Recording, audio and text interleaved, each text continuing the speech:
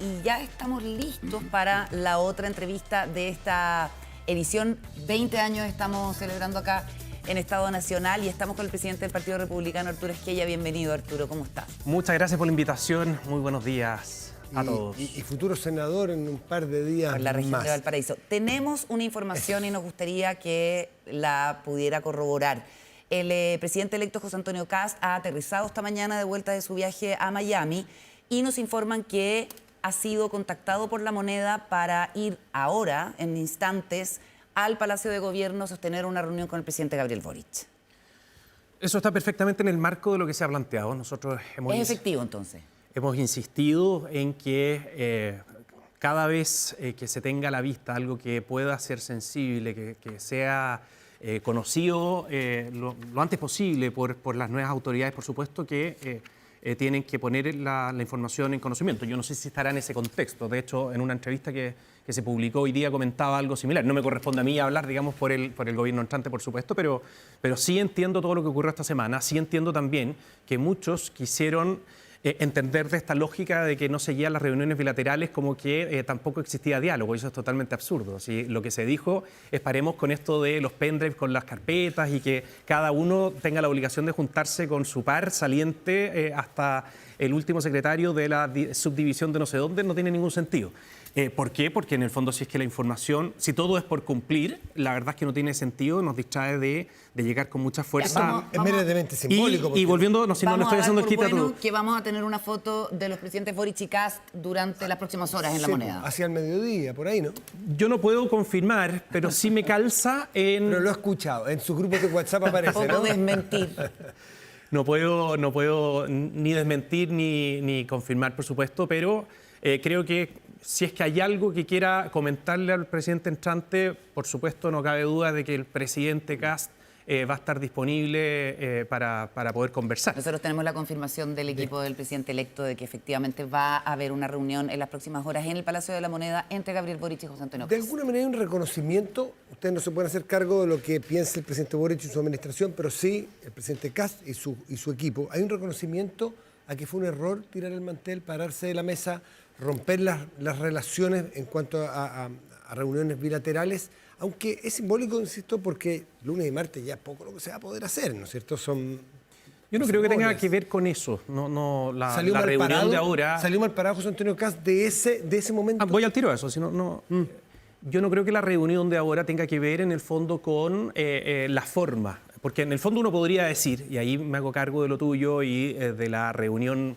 masiva entre ministros salientes y entrantes del martes pasado. Del lunes o martes pasado. Claro, o sea, súper bien que se reúnan. De hecho, ya se habían juntado todos los ministros con sus pares, los subsecretarios. Uno que otro, digamos, no alcanzó. Pero ese trabajo ya estaba. Los contactos estaban hechos. Hay una plataforma como la misma... ministra Vallejo lo acaba de anunciar en la entrevista, o sea, lo acaba de remarcar en la entrevista que tuvo con ustedes. La verdad es que eso no viene al caso.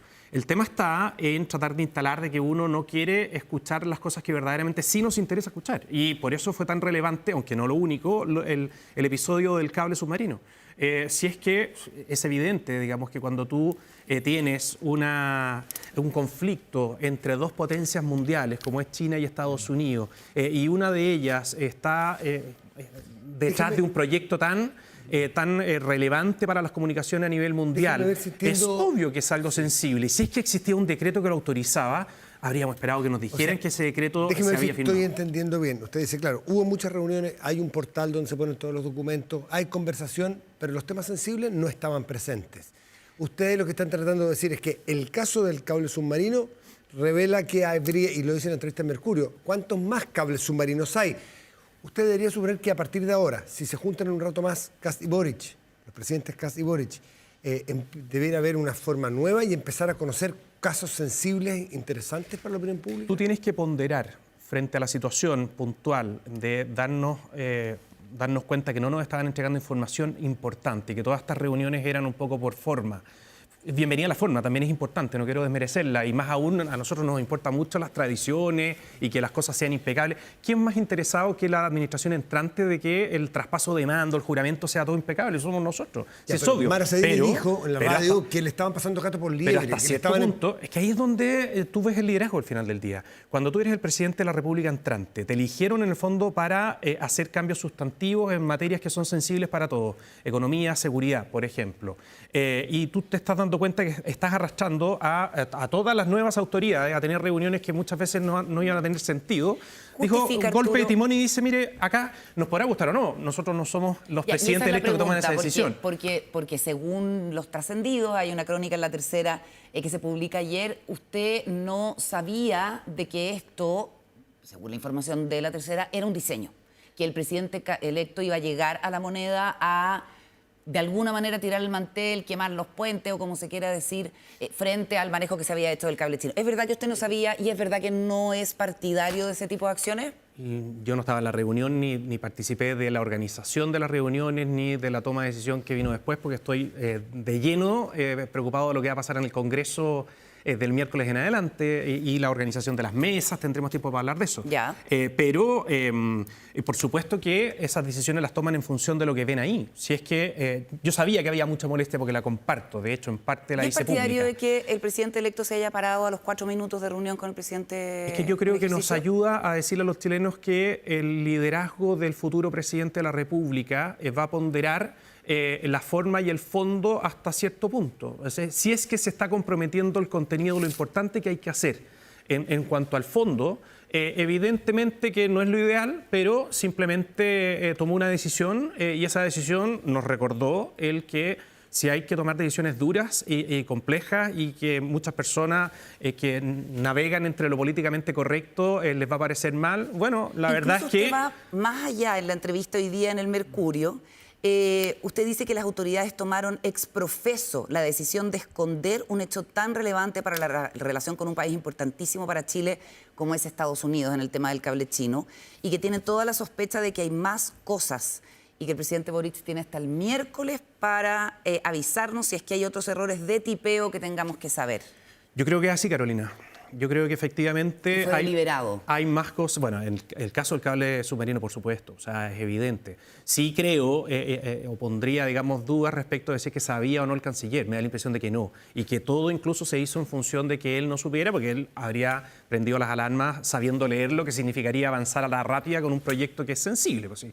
No hay que ser experto en relaciones internacionales para darse cuenta que instalar un cable de fibra óptica entre China y Sudamérica, en este caso nos toca a nosotros, la verdad es que es algo delicado, es como instalar un satélite que es obvio.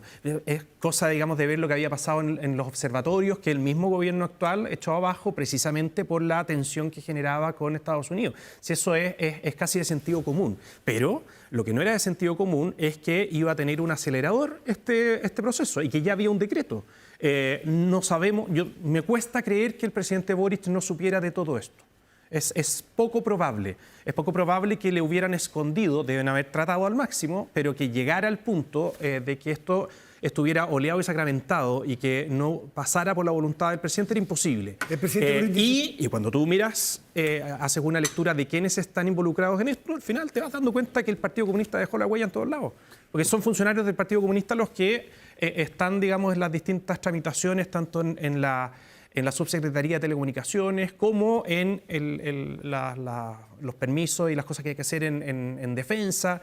En fin, hay algo ahí que por lo mismo digo en esa misma entrevista que hay que tirar el cable para saber verdaderamente qué es lo que hay detrás. Porque así como está este tema sensible, podría haber otro. Usted dice que hasta el miércoles tiene el presidente Boric. ¿Se refiere a que quedan más temas de esa gravedad y profundidad? ¿O que pasaría algo si es que de aquí al miércoles el presidente Boric no reanda su camino? Yo lo que digo ahí es que el presidente Boric tiene hasta el miércoles como presidente de la República para darle a conocer a su sucesor de temas sensibles y delicados.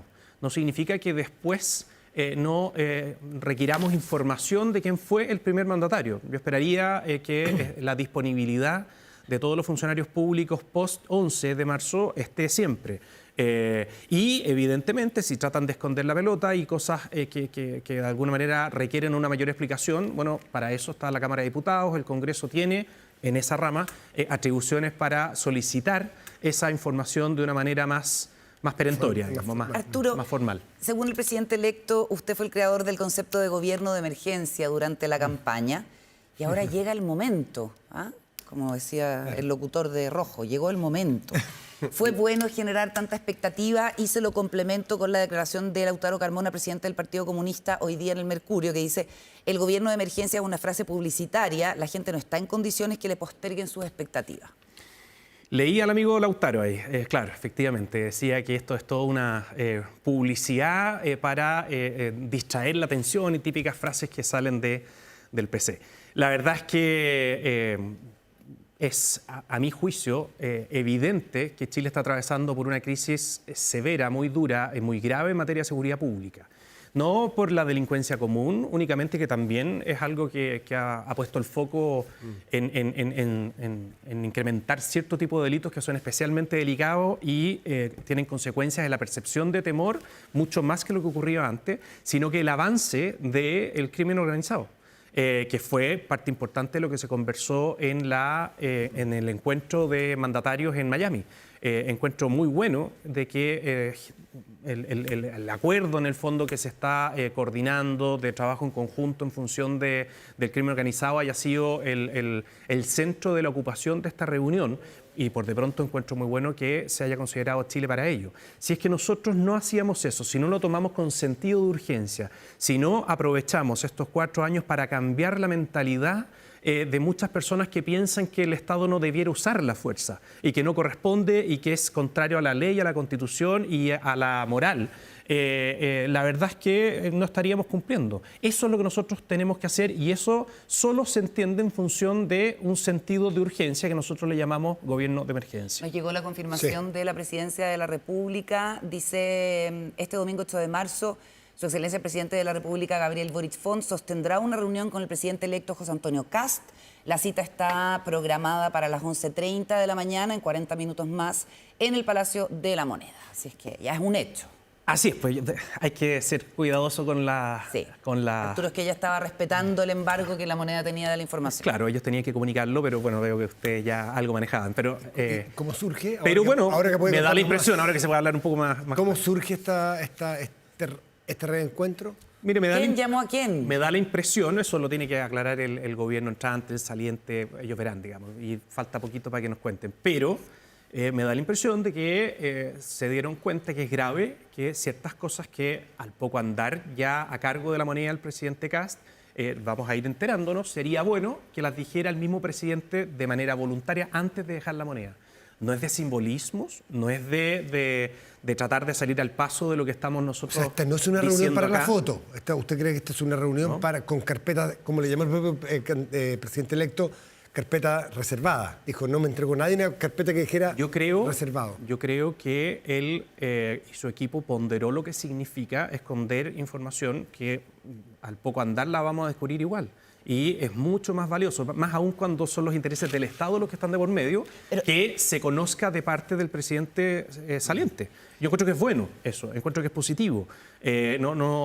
Recuerden lo que les comentaba recién a propósito de las formas y fondos. La forma es muy importante hasta cierto punto. El fondo es el relevante. ¿Y en las formas cómo va a ser esta reunión de hoy? ¿Los dos presidentes solamente o nuevamente con los ministros, nuevamente con los Yo equipos? entiendo que los presidentes, ¿no? Pero no lo sé. Solamente los presidentes. Avancemos con otro de los temas que ha estado en la agenda. El proyecto de ley de conmutación de penas para personas mayores. Usted hubiera votado a favor en el Senado la idea de legislar, ¿cierto? Así es. Usted mismo lo ha dicho. Y hablando de las urgencias y de este gobierno de emergencia, uno se pregunta si este era un proyecto prioritario dentro de esa agenda. Dado que algunos republicanos, disculpa Carola, lo escuché esta semana, le querían o le pedían, por la opinión pública, al presidente que entra el miércoles, que le ponga urgencia rapidísimo. Sí, pero esto ¿A eso se refería usted? No es de aquellos contenidos que uno considera tienen que despacharse de inmediato. Al revés, el contenido es súper delicado y requiere una revisión muy profunda. con un análisis de lo que ocurre en el mundo, en las democracias más desarrolladas, con análisis de académicos dedicados a los derechos humanos, con la visión de personas destacadas, intelectuales, como en el pasado, yo no sé si recuerdan, pero este tema ha salido.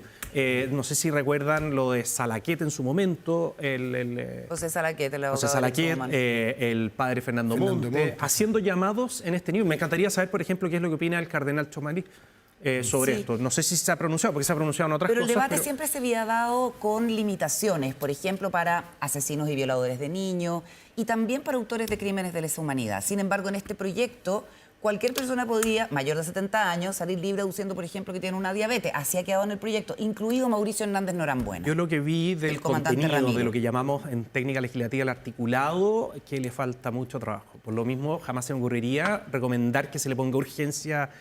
Bueno, me va a tocar a mí muy probablemente. Porque ¿usted no es partidario de que se apruebe como está? No, como está no. Hay que enviarle indicaciones. Son 3 artículos. ¿Es malo el proyecto como llegó?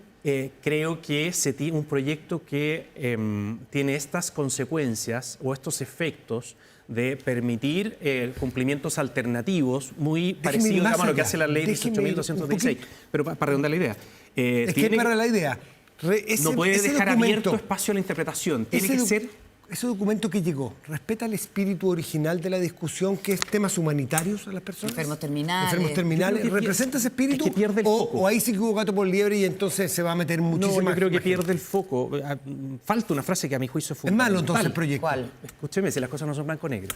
¿Qué es lo que pasa cuando la persona sigue siendo un peligro para la sociedad? O sea, el elemento de ser un peligro para la víctima o para las víctimas que lo llevaron, en definitiva, digamos, a estar privado de libertad y para la sociedad en su conjunto, dependiendo del perfil, digamos, del delito, debiera ser el número uno que uno debiera tener a la vista. Por eso yo lo mezclo con las enfermedades que desde el punto de vista psicológico o físico te generan, digamos, una condición en donde personas expertas dicen, mire, este tipo en ningún caso va a representar, digamos, un riesgo. ¿Y debiera limitarse la libertad de los condenados por violación a los derechos humanos? Hay algo, quiero abordarlo, porque hay algo que se repite una y otra vez y encuentro que habla, digamos, de una liviandad o de una ignorancia enorme. Porque se dice, mira, acá se podría beneficiar a personas que cometen delitos contra los derechos humanos, que cometieron delitos y están pagándolos por eso. La inmensa mayoría de los privados de libertad están por conductas que están tipificadas y que evidentemente atropellan derechos fundamentales. Pues sí, es obvio, esos son los tipos penales. Pero hablemos de Punta Peuco, de los recluidos en Punta Peuco. Claro, es que lo más delicado para la gente que está escuchando esta conversación no es el viejito que tiene 90 años y no sabe dónde está y que está en Punta Peuco. Sino que, si es que esto va a no quiso colaborar con la justicia, que en su momento no quiso entregar información. Yo creo que eso para la gente que se ha pronunciado no es importante. Lo que sí es importante es si es que esto va a permitir que un violador pueda salir de la casa, de la calle, de la cárcel. Violador de niños. Violador de niños, un secuestrador, y eso uno tiene que, incluyendo a los primeros, por supuesto, o sea, acá no hay que hacer distinción, tiene que la redacción tiene que ser súper clara, tiene que ser algo muy acotado. ¿No le interesa a la gente? ¿Cree usted que lo simbólico de que un violador de los derechos humanos o que ejecutó crímenes de lesa humanidad, que tienen condenas sumadas por 1000 años, como Miguel Krasnov, Álvaro Corbalán, que salgan de la cárcel? Me da la impresión, y esto se ha preguntado, cuando se trata de una persona que está por morir, entre que muera en la cárcel o en la casa, la mayoría de los chilenos, al final el sentido común... Bueno, es que nos tenemos que colgar de ese caso. Salgamos de ese extremo. Por ejemplo, que una de estas personas que cumpliera con esas condiciones en 1000 años y que tenga problemas de senilidad, que no sabe dónde está, que está perdido, o que está con un cáncer terminal. Ok, dejémoslo aparte. Pero que esté en buenas condiciones físicas y que cumpla con algunos requisitos de este proyecto. ¿A usted le parece relevante que entonces se ponga coto a que esas personas gocen de esta conmutación de pena? Yo creo que si es una persona que no tiene ningún compromiso de salud, vital, claro, no tiene ningún sentido, no corresponde, pensando siempre en que no se discrimine entre unos condenados y otros. Tenemos más de 80 penales con muchas personas. Por de pronto, también hay otra ignorancia galopante que me ha tocado escuchar esta semana. Nosotros tenemos hoy día a más del 50% de la población penal cumpliendo sus penas en libertad, con un régimen, digamos, de pena sustitutiva, de acuerdo a la ley 18.216. O sea, deben ser unas 60.000 personas que están en la condición que se quiere sumar a estos otros porque en el fondo no se valen por sí mismos. El tema es a quién sumar. No, sí, es que a eso voy. Claro. De esas 60.000 personas, hay de todos los tipos penales que tú te puedas imaginar, con tal, digamos, de que no haya estado consumado, por ejemplo. Nos queda un minuto. ¿Es una investigación de informe especial ¿Un minuto acá? de este tema o un minuto de...? Un minuto de entrevista. Pero para cerrar este tema, una investigación de Televisión Nacional de informe especial dio cuenta de que el proyecto de ley es más de un 90% idéntico a uno que redactó una abogada, que es la abogada defensora de algunos de estos criminales condenados en Punta Peuco. ¿Qué le parece eso? La verdad es que no me complica, con tal, digamos, de que la redacción en definitiva que salga, que me da la impresión no va a ser esta, y algo voy a tener que ver yo porque voy a estar ahí en la Comisión de Constitución, no sea y no tenga estas falencias. No quiero faltarle el respeto a quien haya colaborado, contribuido con redactar, digamos, un texto, pero en temas tan sensibles como esto, la amplitud que vi en esos 3 artículos no se condice con la profundidad de ¿Fue un error lo que se político busca. en ese sentido del senador Chaguán y del sector que votó a favor, que es prácticamente toda la derecha? Porque igual complica al presidente electo José Antonio Kast, quien no quiso profundizar en esta materia No en su conozco campaña. un proyecto de ley que entre y salga de la misma forma que ingresó, digamos, con la misma redacción. Es parte del trabajo legislativo, si no estarían pintados los parlamentarios. En este caso vamos a hacer todos los esfuerzos posibles sin descuidar las prioridades del país. Y me voy a tu primera pregunta respecto de esto. Las urgencias son otras. Las urgencias tienen que ver con tipificar a las personas que están ingresando ilegalmente, el sancionar severamente a las personas que forman parte de bandas criminales, que eso gatille una persecución y sanción mucho más fuerte, si es que es de resorte legislativo, el no permitir que las personas que están condenadas por delitos asociados al crimen organizado o a la transcriminalidad puedan operar, digamos, desde las cárceles el trabajo de sus bandas, es decir, que no tengan visitas, en fin. De la negociación para la mesa del Senado, pues. ¿Qué nos Mira, puede contar? No mucho, así que da lo mismo. Paulina Núñez, Manuel José No, Salmón. acá hay algo que es bien importante y que es relevante para todas las personas que nos escuchan. Cuando uno llega a un acuerdo administrativo, no está comprometiendo su manera de representarse los contenidos legislativos que te va a tocar a futuro. Si nosotros llegáramos a un acuerdo con personas que son de otras bancadas, incluso de oposición al futuro gobierno, es porque nos pusimos de acuerdo para tener una mejor coordinación de trabajo. Y si es que algunos años les toca presidir a personas que no sean oficialistas y en otros... es parte, digamos, de lo que a muchos les encanta, de llegar a acuerdos que hacen más viables las cosas. En este caso, si todos sienten que fue un paso adelante, encuentro que es muy positivo. Y eso se replica en ambos lados. Es súper simbólico porque es que le va a entregar la banda al presidente nuevo. Sí, pero acá hay otro ejemplo, que cuando la forma, si es que eso está entorpeciendo todo, uno dice, mire, olvidémonos de la forma y preocupémonos del fondo. Y el fondo es que tanto la Cámara de Diputados como el Senado puedan trabajar de la mejor forma posible en las prioridades de los próximos 4 años. Arturo Esquella, presidente del Partido Republicano, senador a partir del miércoles. Muchas gracias por acompañarnos. Por Valparaíso. Muchas gracias por la conversación. Gracias a ustedes. Buenos días.